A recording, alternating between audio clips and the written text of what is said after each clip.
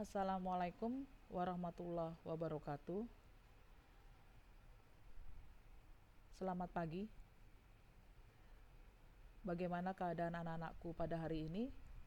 Semoga semua dalam keadaan sehat walafiat dan kita semua selalu dalam lindungan Allah Subhanahu wa taala.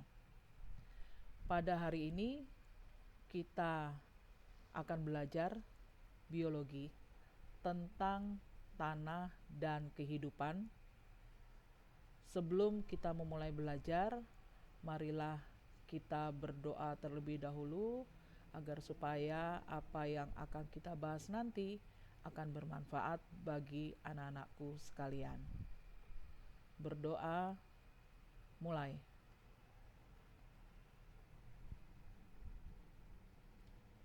Berdoa selesai. Baiklah, anak-anakku, pada hari ini Ibu harapkan pada pembahasan tanah dan kehidupan, di akhir pembelajaran, Ibu harapkan anak-anak dapat menjelaskan tentang tanah. Yang kedua, menjelaskan tentang pembentukan tanah. Yang ketiga, menjelaskan tentang organisme tanah. Yang keempat, menjelaskan peran tanah bagi kehidupan. Dan yang kelima, menjelaskan tentang erosi dan konservasi tanah. Sekarang Ibu mau tanya, mengapa tumbuhan bisa hidup di tanah? Jadi tidak hanya tumbuhan yang bisa hidup di tanah, ada hewan, terus kita juga memerlukan tanah sebagai tempat hidup kita. Mengapa bisa seperti itu? Nah, untuk lebih jelasnya kita akan bahas materi ini pada pertemuan sekarang. Nah, terlebih dahulu kita akan membahas tentang tanah. Nah, tanah merupakan tempat hidup dan tempat tinggal semua makhluk hidup. Tersusun dari bahan hasil pelapukan batuan dan bahan organik hasil pelapukan sisa-sisa tumbuhan dan hewan. Bagian atas tanah menjadi sasaran pelapukan oleh angin, air, dan panas. Bagian ini biasanya akan dijumpai akar-akar tumbuhan. Sisa tumbuhan yang awalnya di atas permukaan tanah oleh cacing akan dimasukkan ke dalam lapisan permukaan dan dirombak serta diuraikan. Prosesnya ini biasa dikenal dengan nama dekomposisi. Nah, proses perombakan ini biasanya dilakukan oleh mikroorganisme. Nah, sedangkan pelapukan sisa tumbuhan atau bahan organik oleh mikroorganisme merupakan proses destruktif. Dan untuk pembentukan mineral baru yang berlangsung di dalam tanah merupakan proses sintesis. Nah, yang kedua adalah pembentukan tanah. Pembentukan tanah diawali dengan penghancuran batuan menjadi partikel mineral dalam jumlah besar oleh udara dan air dalam ruang pori-pori batuan. Proses akhir akan membentuk tanah yang mengandung unsur hara. Penghancuran atau pelapukan terjadi melalui 3 proses. Yang pertama adalah pelapukan secara fisika akibat pengaruh dingin, panas, angin, dan abrasi. Yang kedua adalah pelapukan secara kimia akibat aktivitas air yang mengandung karbon dioksida. Yang ketiga, pelapukan secara biologis akibat aktivitas organisme. Nah, di sini bisa kita lihat ini contoh pelapukan fisika di mana batuan menjadi lapuk, mudah mengalami keretakan atau pemecahan. Nah, sedangkan pelapukan kimia ini terjadi karena adanya hujan asam yang bersifat korosif yang akan mengikis batuan, yang biasanya dapat terjadi pada bagian tanah yang letaknya jauh ke dalam. Contohnya adalah pelapukan batuan yang ada di dalam gua. Nah, yang ketiga adalah pelapukan biologi. Pada pelapukan biologi seperti contoh yang ada di gambar ini, misalnya adalah berlangsung pada tanaman lumut kerak atau yang biasa dengan lichenes. Lumut kerak ini biasanya dapat tumbuh pada batu-batuan, dan karena adanya lumut ini berada pada batu-batuan, lama-kelamaan akan menghancurkan batu-batuan ini, dan akhirnya daerah berbatu ini bisa menjadi tempat hidup bagi tumbuhan lain. Nah, karena lumut kerak memulai atau menjadikan yang pertama berada pada daerah ini, makanya dia dikatakan sebagai tumbuhan perintis. Perintis bagi tumbuhan lain untuk bisa hidup di mana yang awalnya mereka tidak bisa hidup dan berkembang. Ini untuk 3 pelapukan. Nah, sedangkan faktor yang mempengaruhi pembentukan tanah, yang pertama adalah iklim. Contoh, suhu dan curah hujan yang akan mempercepat proses kimia dan fisika dalam pelapukan batuan dan vegetasi. Yang kedua, organisme tanah menghasilkan bahan organik, mengatur asam basa tanah, peredaran unsur hara, dan memantapkan struktur tanah. Yang ketiga, batuan dasar, misalnya batu kapur di tempat lembab, akan menghambat keasaman tanah. Yang ketiga, topografi. Ini adalah bentuk permukaan tanah yang akan berpengaruh terhadap cepat lambatnya proses pembentukan tanah. Yang kelima adalah waktu, di mana pada proses pembentukan tanah akan memerlukan waktu yang sangat lama. Nah, sedangkan komponen penyusun tanah itu terdiri atas air sekitar lebih kurang 25%, udara lebih kurang 25%, mineral lebih kurang 45%, dan bahan organik lebih kurang 5%. Nah, untuk jenis-jenis tanah itu sendiri, seperti yang terlihat pada gambar, yang pertama ini adalah tanah berpasir. Tanah berpasir ini adalah tanah yang mudah dilalui oleh air, tetapi sedikit bahan organik. Tanah ini biasanya tidak begitu subur. Ada yang subur apabila dia terdapat di sekitar gunung berapi. Karena dia berada di sekitar gunung berapi, maka disebut dengan tanah vulkanik, sehingga banyak mengandung unsur hara. Nah, tanah humus seperti pada gambar ini adalah tanah yang paling subur. Dan yang ketiga ada tanah liat. Tanah liat ini biasanya sangat lengket dan mudah dibentuk ketika dalam keadaan basah. Yang keempat adalah tanah berkapur. Tanah ini biasanya banyak mengandung bebatuan, mudah dilalui air, tetapi sedikit mengandung humus. Nah, biasanya jenis-jenis tanah tadi, dari 4 jenis tanah tadi, itu dapat menentukan tingkat penyerapan air, kandungan mineral tanah, dan kemampuan akar tumbuhan menembus tanah.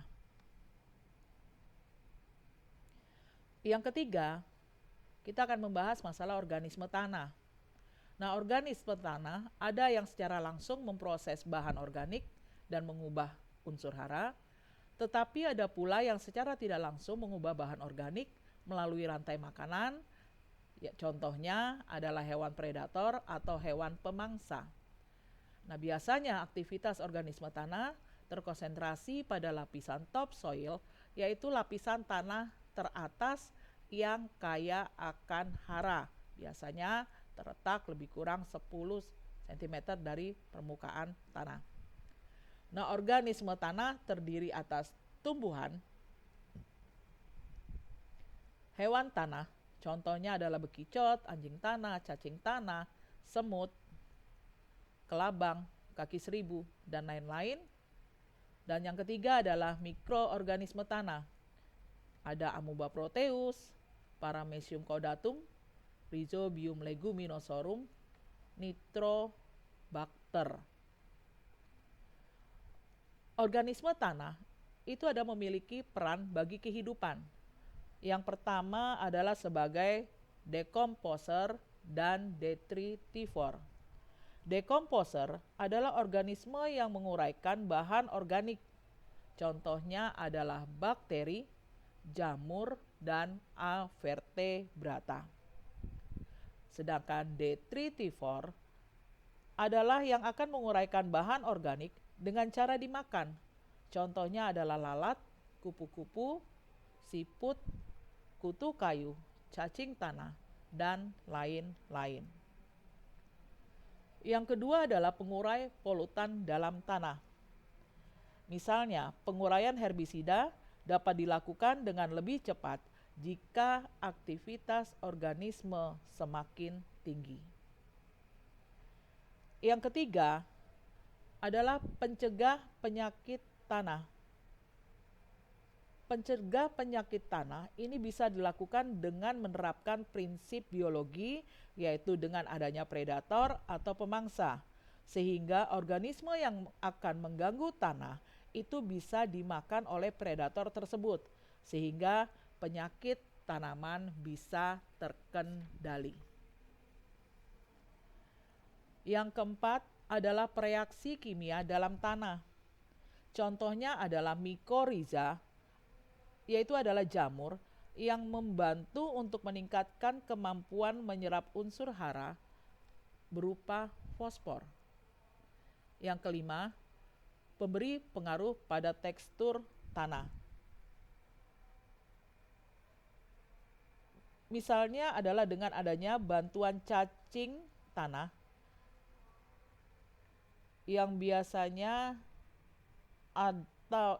terdapat pada akar tumbuhan atau yang akan terdapat di sekitar akar tumbuhan, yang akan membantu mempercepat pemecahan partikel-partikel dari batuan yang terdapat dalam jenis-jenis tanah yang sudah kita bahas di depan tadi.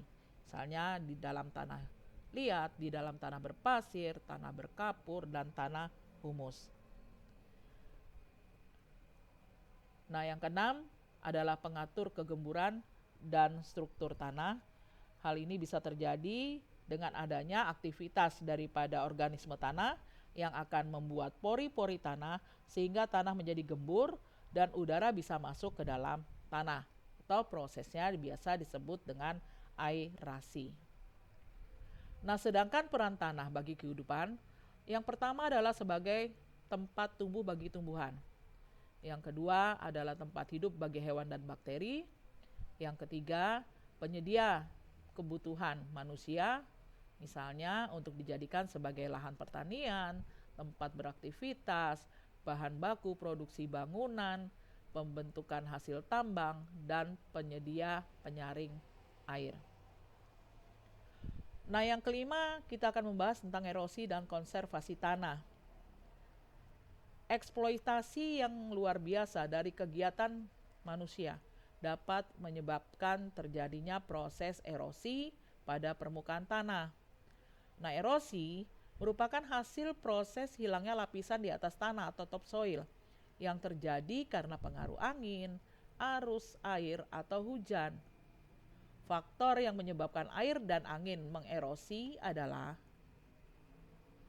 adanya kebakaran hutan. Yang kedua, deforestasi atau penubangan hutan secara liar.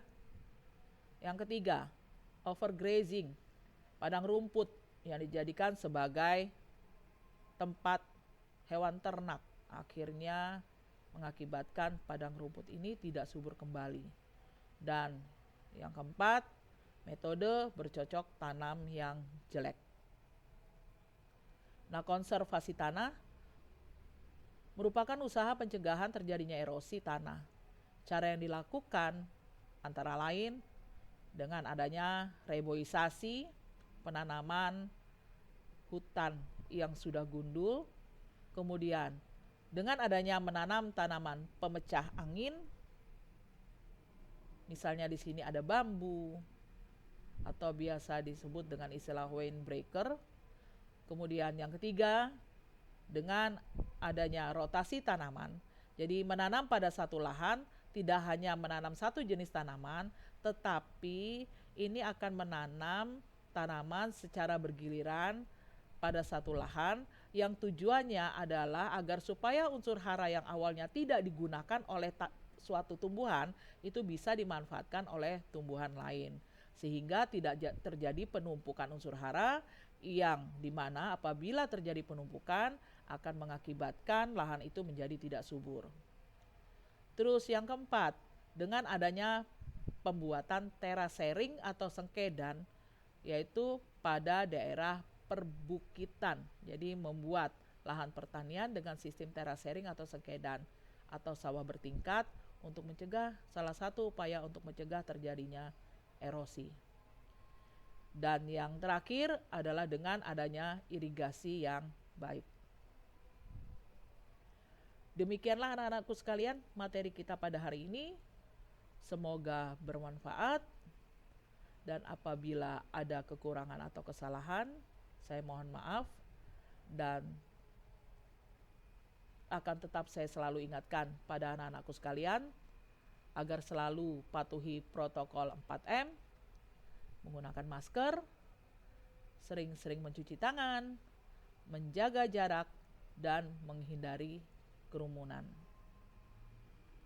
Semoga apa yang sudah kalian dengarkan bisa menjadi masukan untuk diri anak-anakku sekalian. Demikian dari saya. Wassalamualaikum warahmatullahi wabarakatuh.